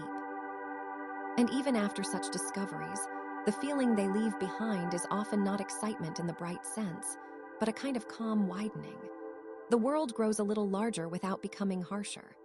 A solved mystery does not always arrive like a sudden trumpet. More often, it arrives like a lamp being uncovered, one careful hand at a time, until a room that was once dim can be seen more clearly. That gentle change is part of why ancient history can be so restful to think about. It teaches patience. It teaches that truth may take time. It teaches that many things worth knowing are found quietly. In some ways, the last decade has reminded us that history is not a finished book, closed and shelved. It is more like a table covered with papers, artifacts, translations, measurements, and questions, all arranged and rearranged by different hands. A seal impression may sit near a line of cuneiform signs. A broken vessel may sit near a pollen sample. A burial may sit near a star pattern drawn into a tomb ceiling. The work is patient and slightly repetitive, yet it can reveal something startlingly new. A familiar sight can become unfamiliar again. A story long repeated can suddenly shift. A name thought lost can reappear. And all of this happens not in a rush, but through calm attention. This slow unveiling is one of the quiet pleasures of archaeology. It belongs to people willing to spend years with dust, stone, bone, paint, and soil. They spend days looking at edges. They study small differences in color. They compare scratches, fibers, and mineral traces. They notice that one layer of earth is different from the next by only a shade or two. Such work can seem almost meditative. It is a form of listening with the eyes. It asks a person to be still enough to notice what is nearly invisible. And in that way, it feels fitting for a nighttime story, because sleep also asks us to become less forceful, less hurried, and more receptive to what comes softly. Consider how many ancient places have only recently begun to surrender their lesser-known details. A wall painting can hide a second painting beneath it. A temple floor can conceal earlier foundations. A mound of rubble can turn out to be a deliberately sealed chamber. A cemetery can reveal shifting burial practices across centuries. Even a quiet patch of farmland can preserve evidence of old irrigation channels, old field edges, or old roads worn by feet long gone. The earth keeps many impressions. It does not tell them all at once. It waits. And then, when the right method is used, it allows one small portion of the past to reappear. Sometimes that method is simple and patient, almost modest in its effect. A high-resolution scan can reveal what no one noticed before. A new way of reading a damaged inscription can restore a name. A careful chemical analysis can show what kind of oil once burned in a lamp. A microscopic study of residue can suggest what spices were mixed into an ancient meal. One object, looked at again, may become many things at once. A pot is not only a pot. It is food, trade, habit, design, and daily life all folded together.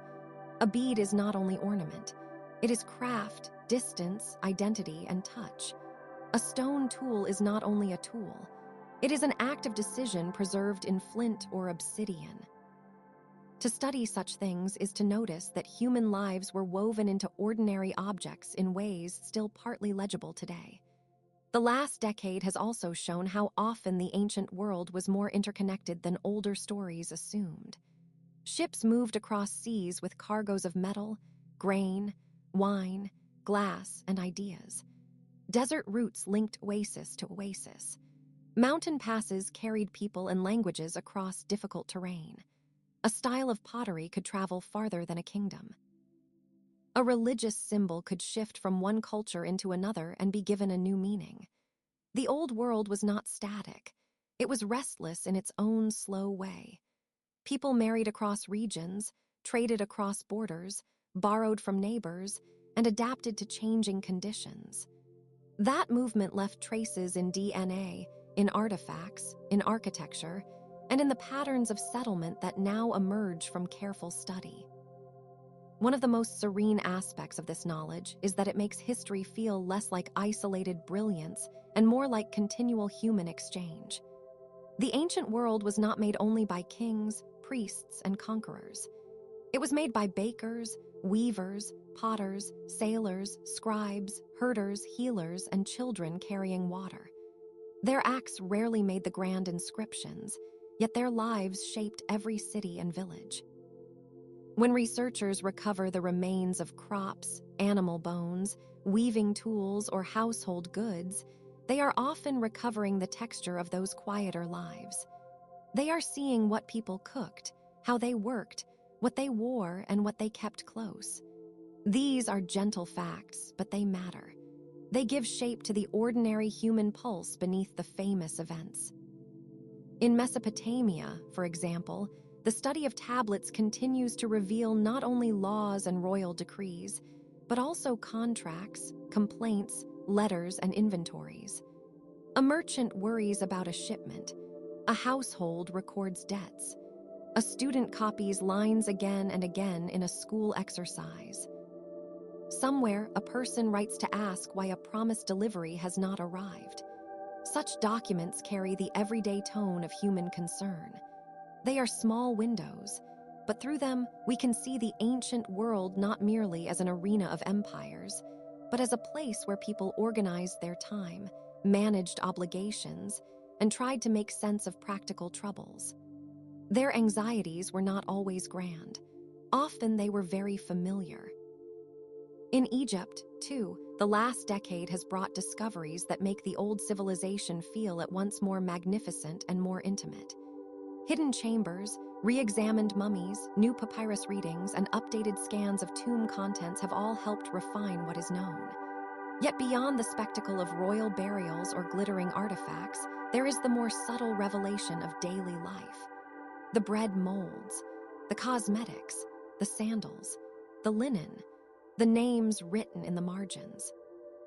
A civilization so often pictured through monumental stone was also held together by small acts of care, routine, and craft.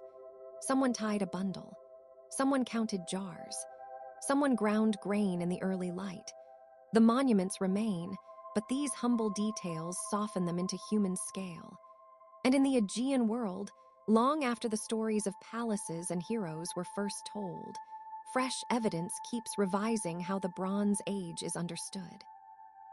Shipwrecks and harbor sites yield cargoes of ceramics and metals. Linear B tablets continue to be recontextualized. New excavation methods illuminate storage rooms, roadways, and agricultural systems linked to Mycenaean and Minoan life. The famous myths of labyrinths, kings, and sea journeys feel different when paired with the material realities of administration, trade, and settlement. Myth keeps its beauty, of course. It is not diminished by history. If anything, it becomes quieter and more layered. The old stories begin to seem like lamps lit over a deep and complex landscape, where memory and fact may have met and mingled over many generations. That mingling is one reason ancient mysteries remain so compelling. Some are solved by direct evidence. Others are only softened, made less rigid by new context. A tale once taken literally may turn out to be a memory of something real, carried through retelling. A structure thought to serve one purpose may have had several over time. A tomb may have been reused. A settlement may have shifted location repeatedly as water changed course. The truth of the past is often not singular and fixed, but layered, adjusted, and reinterpreted. That does not make it less beautiful. It makes it feel more alive. In the last 10 years, some of the most interesting advances have come from technologies that seem almost invisible in their elegance. Satellite imaging can identify buried roads, ancient agricultural systems, and hidden urban layouts beneath fields and sand. Ground-penetrating radar can outline structures before a shovel touches the soil. CT scans can reveal the contents of sealed containers or the internal structure of a mummified body. DNA analysis can indicate migration patterns, family relationships, disease histories, and population changes. These tools do not replace traditional archaeology. They extend it. They allow researchers to ask questions that would once have been impossible, or at least impractical, to ask.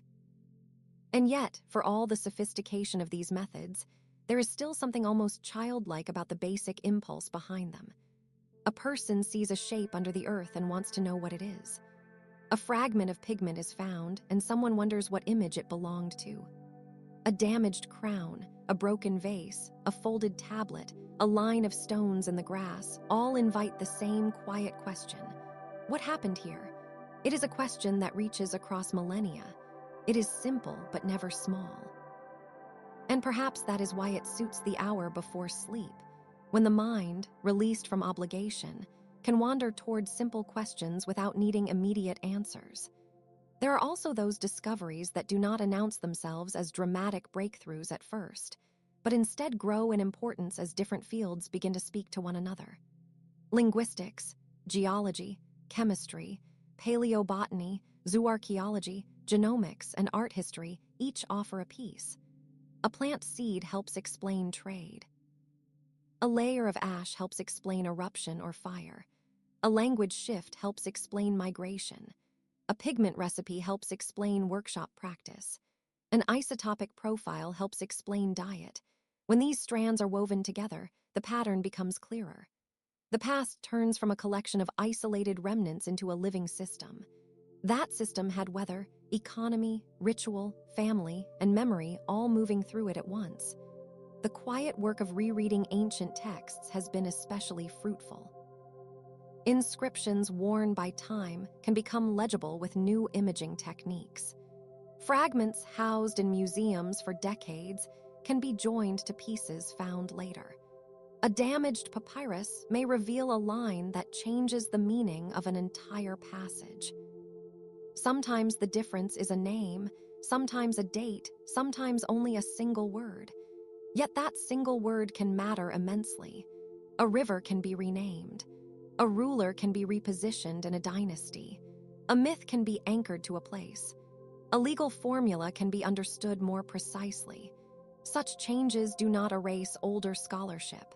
They refine it like smoothing a stone in water. And while the grander questions of who ruled where and when may draw attention, the human imagination often rests longest on the smaller scenes.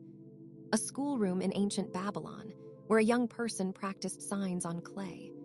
A kitchen in a Roman city where a pot simmered over charcoal. A courtyard in an Indus settlement where water jars stood in the shade. A weaving room in a Hittite house where threads were stretched and weighted. A hillside shrine in the Andes where offerings were set beside mountain paths. A harbor in the eastern Mediterranean where sailors watched the weather. These scenes are not always preserved in full, but enough pieces remain to suggest them. The mind can fill in the rest gently, without demanding perfection. That may be one of the most restful gifts of ancient history. It does not require us to know everything in order to feel connected. A few fragments are enough to open a sense of continuity. A ceramic handle, a burial bead, a votive figurine, a chipped knife, a carved seal, a painted wall, a tarnished mirror, a footprint in dried mud. Each carries a trace of the hand or foot that made it meaningful. The object may now lie in a museum drawer or a conservation lab under controlled light, while the person who used it has been gone for thousands of years. Yet the connection remains. Not complete, perhaps, but sufficient to remind us that the ancient world was made by minds and bodies like our own. There is something deeply soothing in that recognition. The past is not only a place of loss, it is also a place of endurance. Not everything disappeared. Some things survived in stone, some in clay, some in written signs, some in tradition, some in the cells of descendants, some in the shape of roads that still influence modern streets. Even where buildings fell, the habits of human settlement often lingered. Cities rise where water is available, where trade routes converge, where land can be defended or cultivated. Those principles are old. They repeat. And because they repeat, the places we live now often rest above older patterns, older lives, older hopes. The layers stack like sediment. We walk on a history we cannot always see.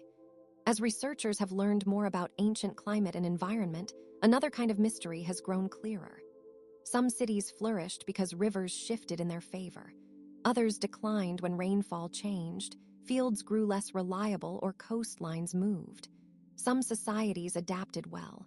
Others struggled. The earth itself was a changing partner. Mountains eroded. Harbors silted up. Forests thinned and returned. Droughts came and went. These slow environmental rhythms shaped politics, migration, and belief. In some places, sacred stories may have formed partly in response to such changes, giving cultural meaning to the movements of water, sky, and season. Myth, then, becomes another kind of record, not a ledger of facts, but a memory of relationship.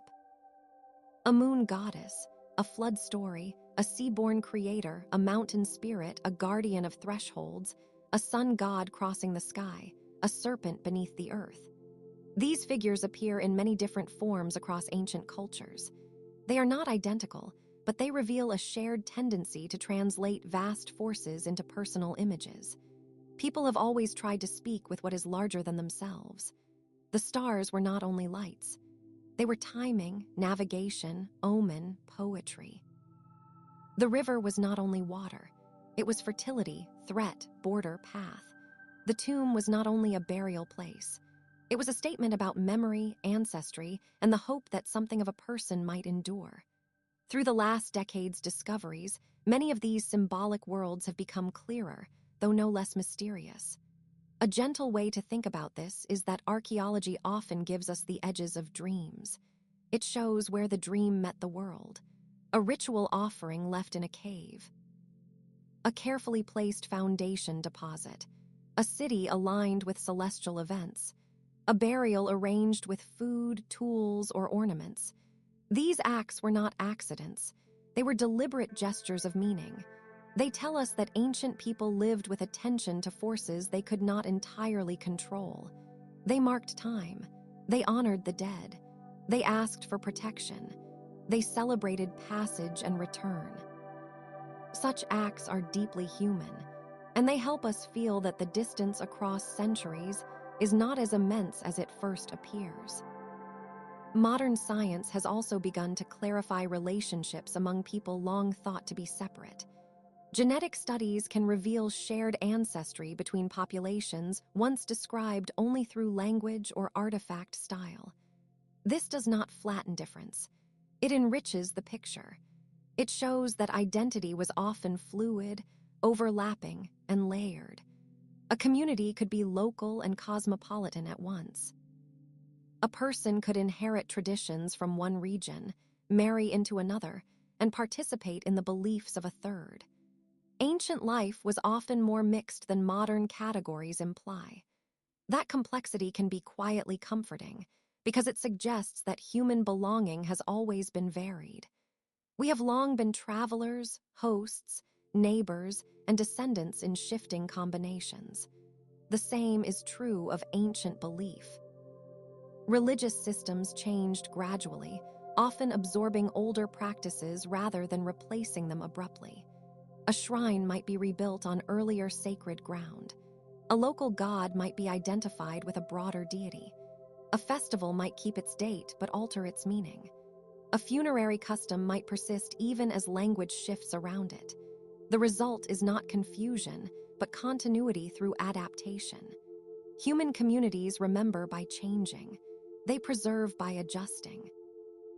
And so a modern discovery in a temple complex or burial field can feel like hearing an old hymn with a slightly altered melody, familiar and new at once. Not all mysteries are dramatic. Some are as quiet as a missing doorway or a strange deposit of shells. Why were particular stones carried from far away? Why was one room sealed more carefully than another? Why does one cemetery contain more children than expected? Why does a city abandon a district while expanding another? Why are there so many fragments of one kind of vessel and so few of another? These are the kinds of questions that archaeologists ask in order to understand systems of living, not just moments of spectacle. The answers are often partial, but even partial answers can be deeply satisfying. They make the past less like legend and more like life. And life, in any era, tends to be composed of repetitions. Meals prepared, paths followed, songs remembered, doors opened and closed, tools put away. Names spoken, markets gathered and emptied, seasons planting and harvesting, children learning the shape of the world by moving through it. This sameness across time is not dull. It is tender. It reveals that civilization, for all its grandeur, depends on habits that are small and unremarkable when seen up close. The ancients knew this too. Their epic tales stood beside their ledgers, their temples beside their kitchens, their royal monuments beside their clay weights and spindle whorls. Greatness and routine shared the same air. Perhaps that is why ancient discoveries continue to fascinate people around the world, even those who may not usually think much about history. There is reassurance in seeing that human beings have always sought order, beauty, and meaning. The forms differ. The longing persists. A carved lion on a gate, a gold pendant shaped like a leaf, a carefully aligned tomb, a painted procession, a column painted red and blue, a handwritten list of grain rations, a votive bowl left at a spring. Each is a small answer to the same question. How shall we live here together in the brief time we are given? The answer is never the same from one culture to another, but the asking is universal. In recent years, even old legends have found new context through discoveries in unexpected places. A site long associated with a heroic story may reveal occupation layers that suggest a real settlement beneath the myth. A tomb may contain objects pointing to regional exchange rather than local isolation. A sacred landscape may prove to have been used for many centuries by different groups, each adding its own meaning. These findings do not reduce legend. They make it more textured. Myths often preserve memory in symbolic form, and when archaeology touches them, the result can be especially moving. It is as if a half-remembered dream has met a map, and the maps themselves keep changing. Ancient coastlines are reconstructed. Forgotten canals are traced. Submerged cities are identified beneath the sea. Desert roads become visible from above. Hidden rooms are located within monuments without removing a single stone. The past, once thought to be fixed in a few famous sites, expands outward into surrounding fields, valleys, and shorelines. The edges of known civilization blur into networks of smaller settlements, shrines, farms, and camps. This wider view is calming in its own way. It suggests that history was not made only in a few spotlighted places. It was made everywhere in many quiet corners, by many people whose names will never be recovered. Still, names do return now and then. A damaged seal yields a forgotten official. A burial inscription restores a family line. A tablet mentions a town that can now be placed more precisely on a map. A list of tribute reveals a local ruler previously unknown. These recoveries can feel like tiny reunions. A person thought to be absent from history is briefly present again. The effect is modest, but touching. It reminds us that the ancient world was populated not just by types and categories, but by individuals with voices, roles, and relationships. Even the smallest recovered detail can give a single human life a little more weight. It may help, as sleep approaches, to picture the work itself as a kind of slow dawn.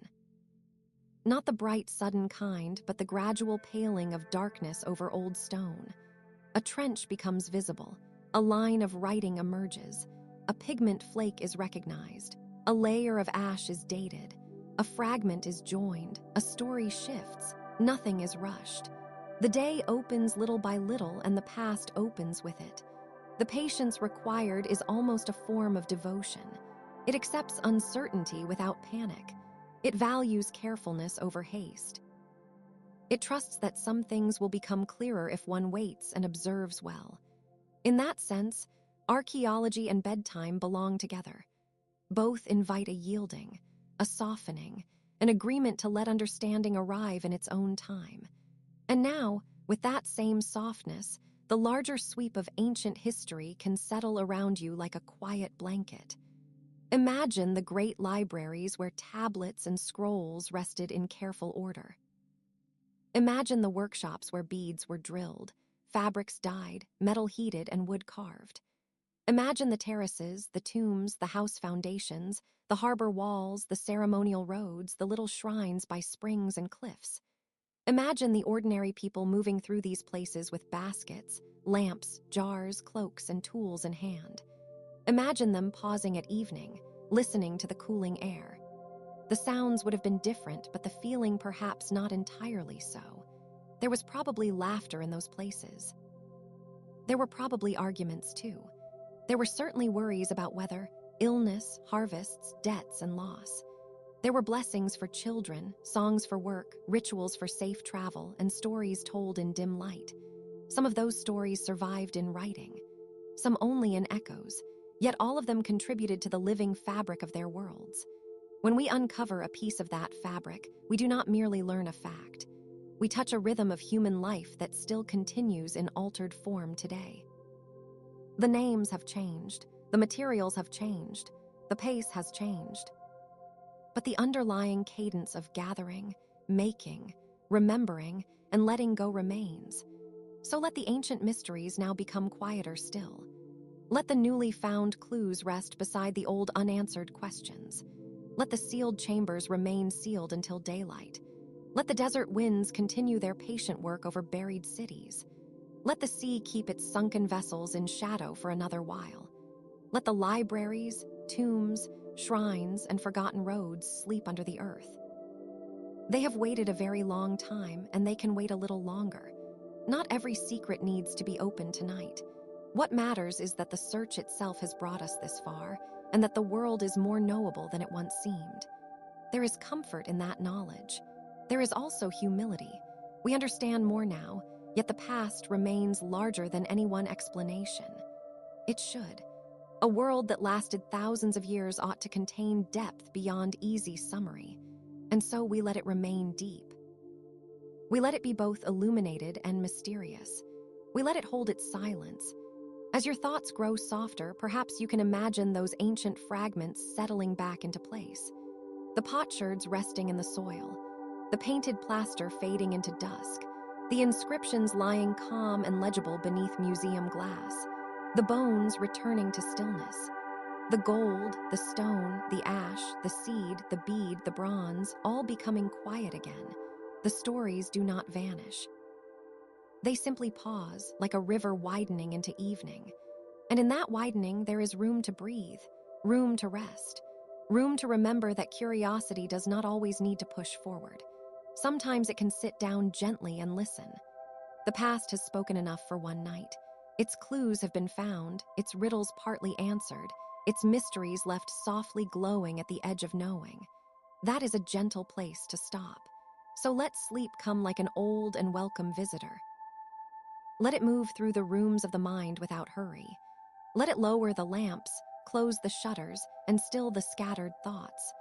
Let the far-off civilizations remain folded safely in time, while you drift into the quiet country where nothing needs solving. The ancient world will still be there in the morning, with its buried roads, its patient stones, its living questions, and its newly found clues. For now, it can rest. And you can, too.